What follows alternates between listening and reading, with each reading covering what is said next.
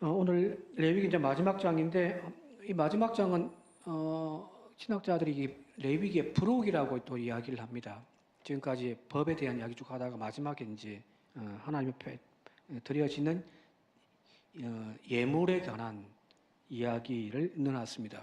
그것은 아마 이 레위기 전체가 온전하게 유지되기 위하여 레위인과 또 레위인의 중심이 되어지는 제사의 공동체가 온전히 이루어지기 위해서는 결국에는 돈이겠죠. 무슨 말이냐면 목회자가 사역을 감당할 수 없을 정도로 가난하여서 교회가 예를 들어서 막 재정이 너무 어렵다든지 교인 수가 너무 적어가지고 자비량으로 할 수 없으면은 살 수 없을 정도의 가난함이라고 한다면은 결국에는 이게 목회에 전념할 수가 없잖아요, 그죠? 실제로 유대 공동체가 나중에 말라기에서에도 11조에 대한 이야기 마지막에 하겠습니다만은 말라기에서 마지막에 이야기가 11조를 이야기를 다루고 있는 이유는 그 회복 포로 귀한 공동체가 나중에는 점점 또 마음이 무너지기 시작하면서 자신들에게 주어져 있는 이 의무를 다하지 못함으로 제사장들이 먹고 살 게 없으니까 그냥 다시금 또 사회로 나가버린 거란 말이에요. 거기에 대한 심각성, 예배 공동체, 거룩한 공동체, 제사 공동체를 온전하게 유지하기 위하여서 결국에는 의무를 다함을 통하여 제사장들이 거기에만 전념할 수 있도록 해야 된다라는 개념으로 마지막 장 27장에 이 부분을 넣어놓은 것이라고 보시면 될 거예요. 여기 크게 두 가지로 나누어져 있는데 첫 번째는 1절부터 25절까지가 서원하여 드리는 예물에 관한 겁니다. 네데르, 히브리 말로 네데르인데 맹세한 거예요. 이거는 자기가 하나님과 약속한 거예요. 의무가 아니라 자기가 하나님 앞에 이거 드리겠습니다 라고 약속한 서원한 맹세한 그 예물에 대한 이야기 쭉 나옵니다. 약속했으면 첫 번째는 자원하는 거죠. 강요가 아니에요. 내가 하나님을 향하여서 어떤 이유 때문에, 예를 들면 감사한 이유 때문에 혹은 하나님께 간청하는 그 기도 제목이 있어서 서원하여 할 수도 있고요. 그래서 내가 하나님께 자발적으로 드려지는 예물. 그런데 거기에도 중요한 것이 있습니다. 하나님과의 약속의 엄중성이 있기 때문에 절대 무르지 말라는 거예요. 이거 하겠습니다 해놓고서 나중에는 뭐 딴소리 해버리는 그런 것 하지 말라는 이야기입니다. 가끔 교회 헌금 내놓고서 나중에 교회 마음에 안 든다고 떠나면서 교회 헌금 내놓으시오 하시는 분이 가끔 있다고 하더라고요. 실제로 그래요. 내가 이 교회에 헌금 1,000만 원 해놨는데 약간 다시 그 돌려주시오. 돌려줄 필요가 있을까요? 없을까요? 없습니다. 법적으로도 없습니다. 실제로 그런 거 갖고 법정 올라가가지고 막 싸우는 건 저도 본 적이 있긴 한데 열에 열 다 집니다. 헌금이기 때문에 만약에 그분이 저한테 돈 줘가지고 제가 제 호주머니에 탁 넣어놓고 있었다면 돌려주어야겠지만 헌금으로 하나님 앞에 올려드린 것은 여러분들 더 이상 그것은 내 것이 아닌 거예요. 그죠? 자원하여 드려지는 예물이 앞부분에 나와 있습니다. 지난 정책 당의할 때에도 잠시 그 이야기가 나왔었는데 우리 교회가 이 자원하는 이 예물들이 좀 넘쳤으면 좋겠습니다. 제가 지금 11년을 여기서 목회를 하면서 그동안 단 한 번도 우리 예산에서 감사 헌금이 다 채워진 적이 없습니다.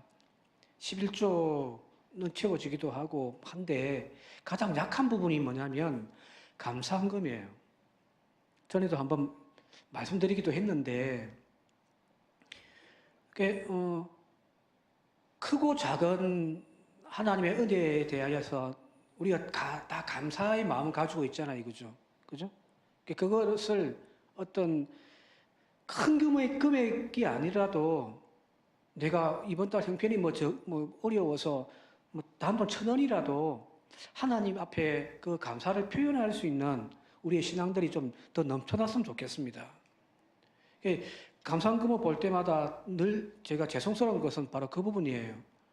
뭐 어떤 분들은 목사님 축복기도 해주면 막 감사헌금 더 많이 할 거다라고 이야기를 하는데 저는 그건 아닌 것 같고요. 그죠? 적어도 우리 성도들이 크고 작은 부분에서 늘 감사한 마음들이 늘 많이 넘쳤으면 좋겠어요. 헌금을 강요하는 부분이라기보다는 감사할 이유가 많아서 하나님 저 감사해요. 이 감사의 고백이 정말 2026년도에는 더 넘쳐났으면 좋겠습니다. 여기까지 하고 넘어갈게요. 더 하면 또 시험 드니까.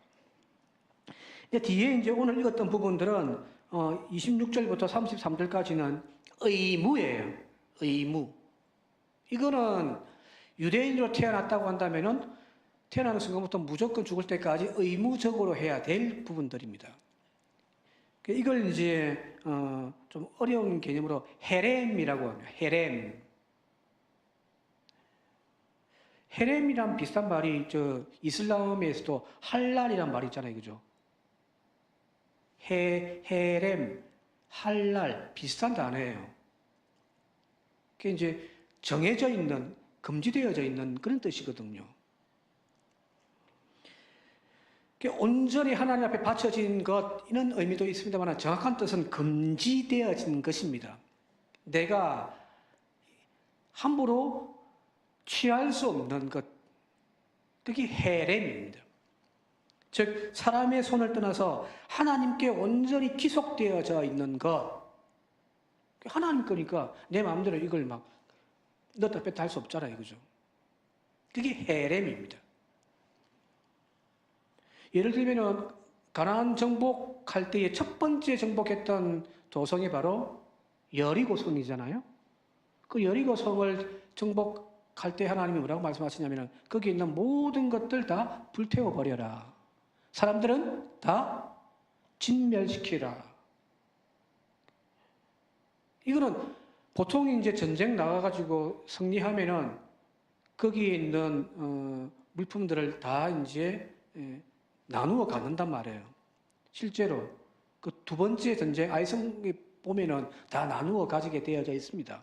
근데 이 첫 번째 전쟁으로 획득한 그 여리고성의 모든 것은 다 헤렘이다라는 거예요. 너희들 그 어떤 것 하나 가져서는 안 된다라는 겁니다. 근데 아간이 어떻게 합니까? 외투 2벌이랑 금이랑 조금 챙겨가지고 자기 집에 톡 숨겨놨잖아요, 이거죠. 그것 때문에 난리가 났잖아요. 뭐냐면 이거는 온전하게 하나님 앞에 소속되어진 하나님의 것. 그래서 어떤 인간도 어떤 사람도 이걸 손대서는 안 되는 겁니다. 헤레미야이라고 딱지가 붙어져 있는 것. 자, 이 헤렘으로서 오늘 본 말씀에 보게 되어지면은 몇 가지가 나오는데 첫 번째는 초태생이에요. 아니, 그거 안 보셔야 돼요. 초태생. 처음 태어난 것은 다 내 것이다. 는 겁니다. 사람이든 짐승이든. 그 말은 무슨 말일까요? 상징성이거든요. 우리가 일주일의 기간이 7일인데 주일날은 달력을 보게 되었으면 제일 앞에 있습니다. 보통 예수 안 믿는 사람들은 잘 몰라요. 주일날이 일요일이 제일 뒤에 있는 날인 줄 알고 있습니다. 근데 달력에 보게 되어지면 빨갛게 해가지고 앞에 주일날이 딱 박혀 있잖아요. 그죠? 첫 번째 시간, 한 주간의 첫 번째 시간은 하나님의 것입니다. 그래서 우리는 이 자리에 나와서 예배를 드리고 있잖아요. 그리고 한 주간 6일 동안 우리의 삶을 살아간단 말이에요. 자, 그런데 이 첫 번째 시간만 하나님의 것이다라고 해서 예배 드리는 것이 아니라 그 상징적인 거죠. 한 주간의 삶 전체가, 시간 전체가 하나님의 것입니다. 그래서 이 첫 번째 주일날 나와서 예배드림을 통하여 하나님께 올려드리지만 남은 6일 동안의 삶도 내가 거룩한 예배의 삶을 살겠습니다. 라고 하는 다짐의 시간이거든요. 그죠? 성별하여 살아가는 그 마음이 오늘 우리들에게 필요한 겁니다. 초태생, 처음 것은 하나님의 것이다. 두 번째가 11조의 말씀이 오늘 읽었던 30절부터 나와 있는 부분들입니다.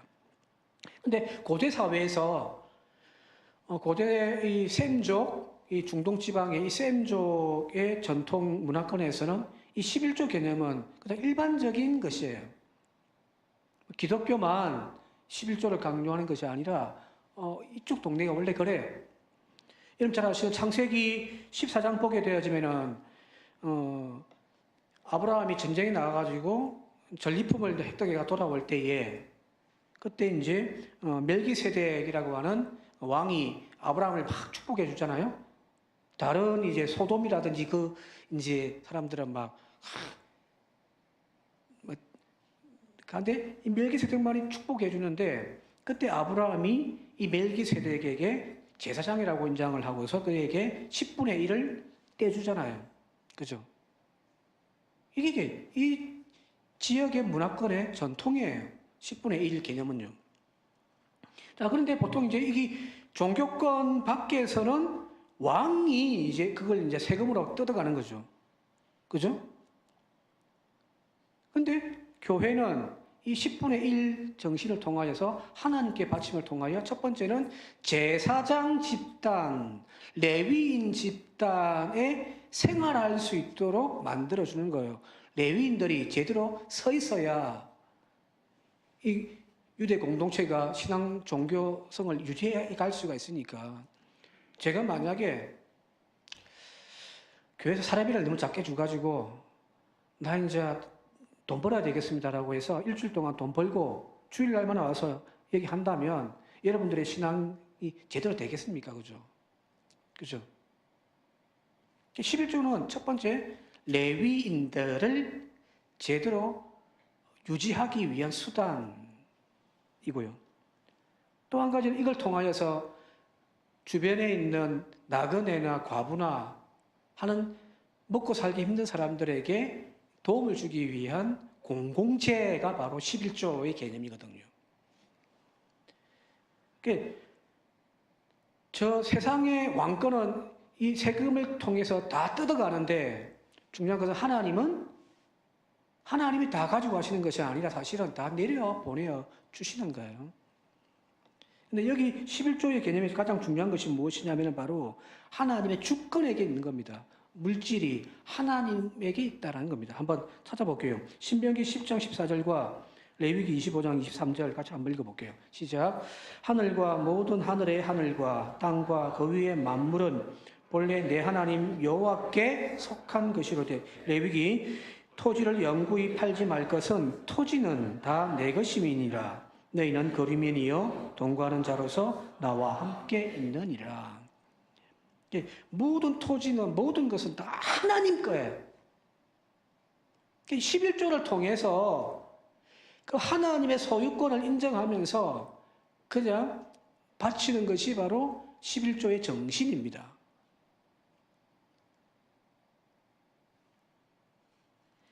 인간의 소유가 아니라 하나님의 것이라는 이야기입니다. 땅은 하나님 것이라고 이야기하고 있잖아요. 그죠? 그리고 그 땅을 이제 인간들에게 분배하여 나누어 주고서 거기에 대해서 이제 인간은 경작권만 가지고 있는 거예요. 지금 중국이 그렇잖아요.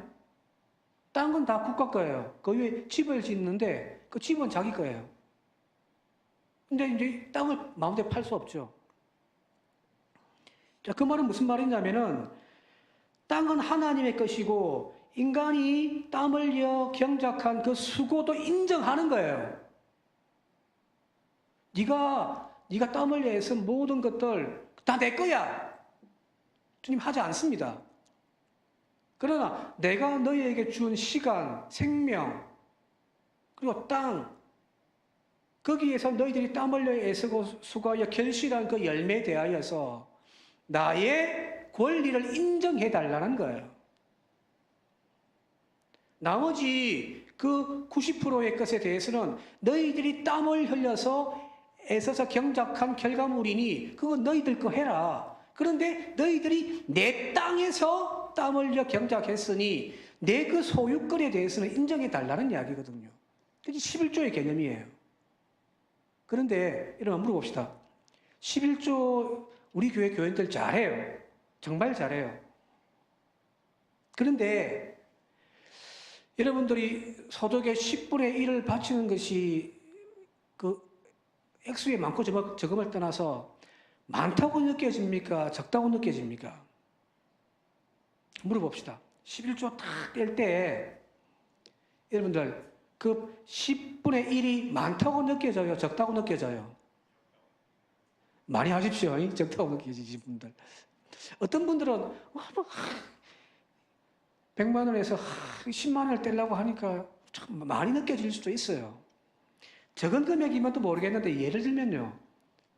내가 막 땅을 팔아가지고 한 10억을 벌었는데 거기서 1억을 교회 헌금을 하려고 하면요.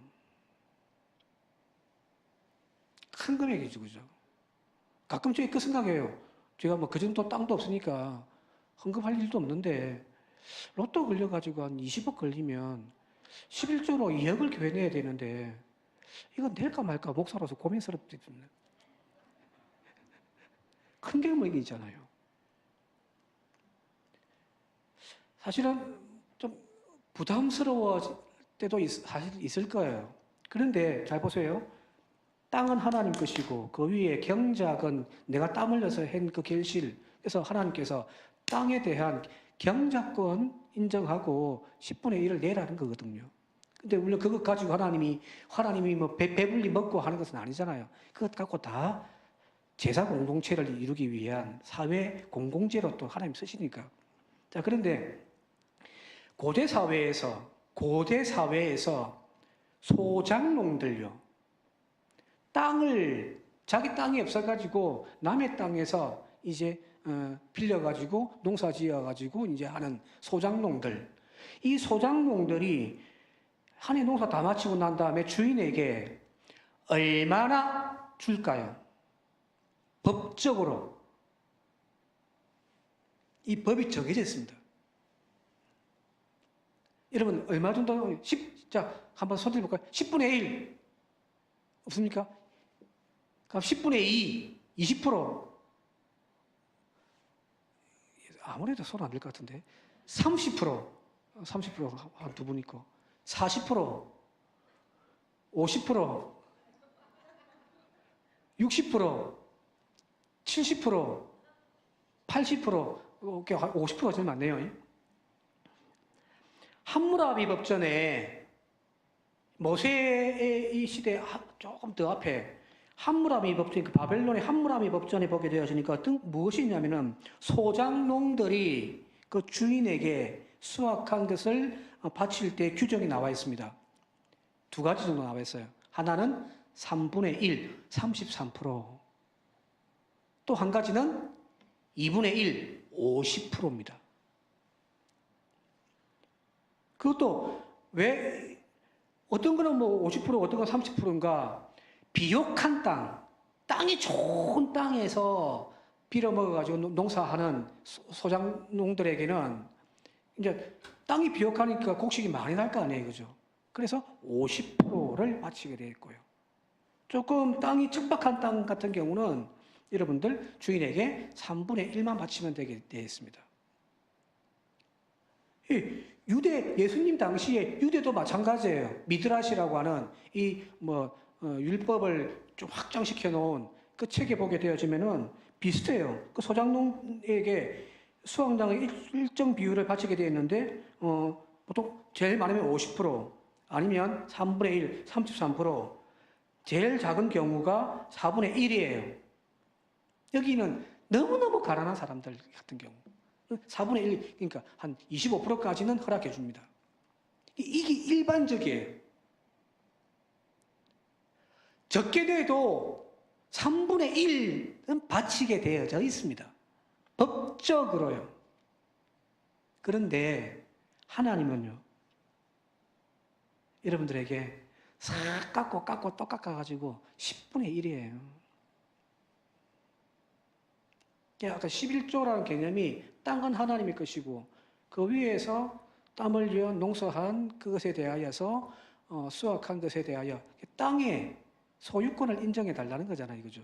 쉽게 말하면 소장농이 그걸 바치는 건데 세상에서는 거의 30%, 50%를 바치는데 종교의 이 하나님의 신앙의 영역에서는 10분의 1 해주더라는 이야기예요.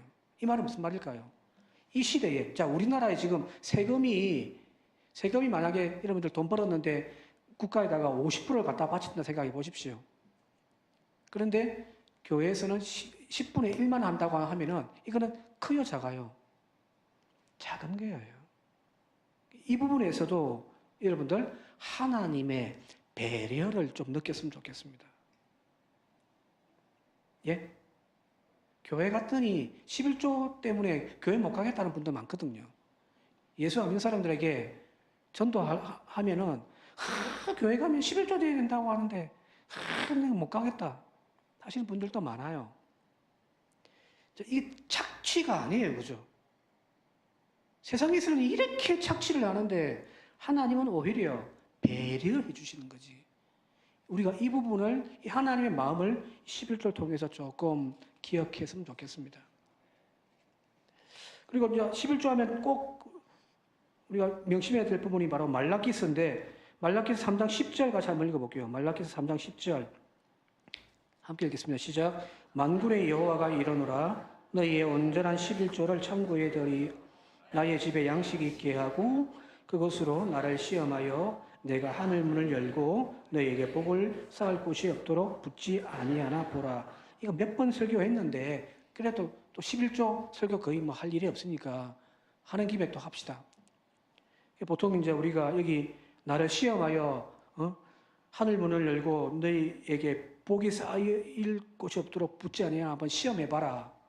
우리가 11조를 가지고 하나님을 시험하는 것처럼 보여지는데 이거 잘못 읽으면 안 돼요. 여기 시험하다라는 단어가 히브리 말로 두 가지가 있습니다. 나사라고 하는 단어가 있고요. 나사. 또 하나가 바한이에요. 나사라고 하는 단어는 우리가 흔히 알고 있는 테스트하는 거예요. 시험하는 거예요. 하나님 이거 딱 진짜 이거 바치면 주나 안 주나 한번 테스트 해봐야지. 바쳤는데 안 주면은 시험 당하고 그죠. 그게 나사입니다. 근데 바하는요. 바하는 그래서 이 바한이라는 단어를 헬라어로 도키마조라고 이렇게 번역해놨어요. 이거는 어떤 테스트하는 것이 아니라 증명하는 거예요. 증명하다. 근데 물어볼게요. 여기 말라기 3장 10절에 나와 있는 나를 시험하여라라는 이 단어의 시험은 나사일까요? 바한일까요? 예? 하나님을 진짜 막 테스트해 보는 걸까요? 아니면 하나님을 증명하는 걸까요? 바한입니다. 이 말은 무슨 말이냐면, 나사로서의 하나님을 시험하면은 내가 예를 들어서 11조를 잘 했는데 물질적인 어려움이 임하고 하면은 와, 하나님 약속한 거 순 거짓말이네? 이렇게 되어져 버리는데 그 시험이 아니에요.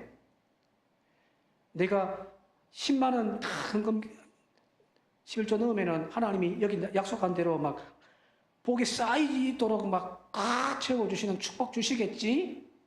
하면서 투자하는 개념이 아니에요.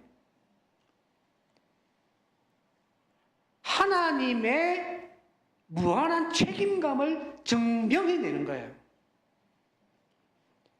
이번 달 진짜 똥구멍 찌르게 가난해가지고 먹을 것도 없고 가계부에 빵꾸가 너무너무 많이 났는데 너무너무 많이 나가 있는데 이 11조까지 떼버리면은 진짜 못 살 것 같은데 그래서 우리의 마음속에 뭐가 생기냐면 이거 다음 달에 미뤄서 낼까? 한단 말이에요. 그런데 여기서 하나님을 바한한단 말은 무슨 말이냐면 하나님이 절대 내굶기지 않는다. 는 사실을 아멘 하는 거예요. 내 아버지 절대 가난한 분 아니다.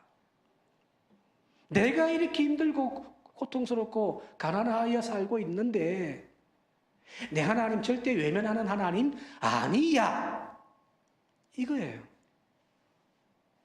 11조 잘하면 축복받는다. 그 이야기가 아니란 말이에요. 뒤에 나오는 하늘 문을 열고 너희에게 복을 쌓을 곳이 없도록 붙지 아니하나 보라. 이 말은 그냥 축복해 준다는 이야기라기보다는 너희들 다 안다. 내가 책임진다. 그 이야기입니다. 오늘 우리에게 이런 믿음이 있어야 되지 않겠습니까? 그죠? 이걸 이해하려면 민수기 27장을 이해해야 돼요. 민수기 이제 20장에 보면은 그 가데스 바네아에 가가지고 그들이 물 먹을 것이 없으니까 물 달라고 막 난리를 쳐요. 백성들이.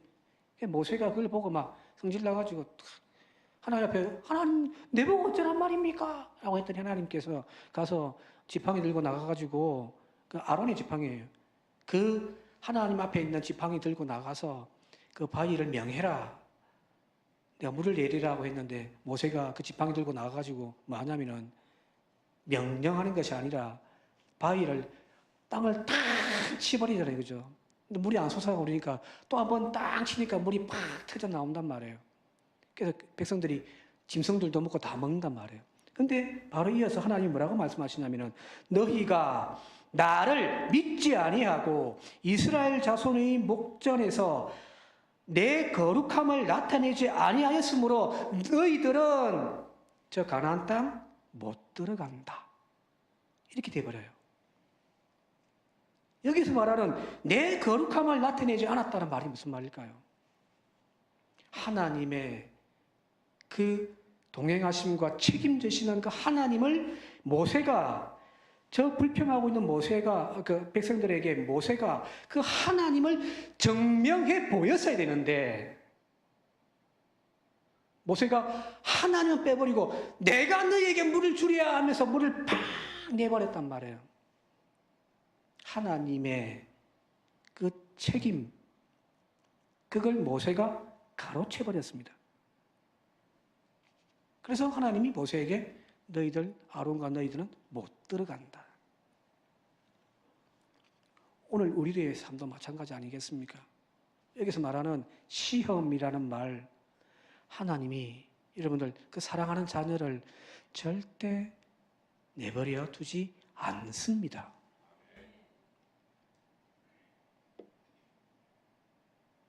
이거 탁 내면 이만큼 뻥튀기 해서 주시겠지.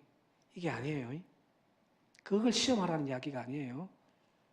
내가 어떠한 상황, 사막의 음침한 골짜기에 간다 할지라도 나와 동행하시며 나를 보호하시며 나를 푸른 초장으로 인도해 가시는 그 하나님을 여러분들의 삶을 통하여 11조의 신앙을 통하여 증명해 보여주십시오. 그게 11조의 온전한 정신입니다. 한 주간도 그런 믿음으로 살아갑시다. 함께 기도드리겠습니다. 고마우신 아버지 하나님, 주님의 것으로 인정하는 믿음이 저희들 가운데 있게 하여 주옵소서. 시간의 첫 시간들, 물질의 첫 열매들, 내 것이 아니라 하나님의 것임을 온전히 고백하는 저희들이 되기를 소망합니다. 더불어 끝까지 하나님께서는 내 삶 가운데 주장하시고 동행하심으로 결코 나의 삶이 무너지지 아니하고 또한 굶주리지 아니하며 내버려 두지 아니하심을 믿고 오늘도 내 삶의 참 동행자이시며 아버지 되시는 그 주님 앞에 나의 모든 삶, 나의 모든 시간, 나의 모든 물질이 거룩하여질 수 있는 그런 저희들 되게 하여 주옵소서. 예수님 이름으로 기도드립니다. 아멘.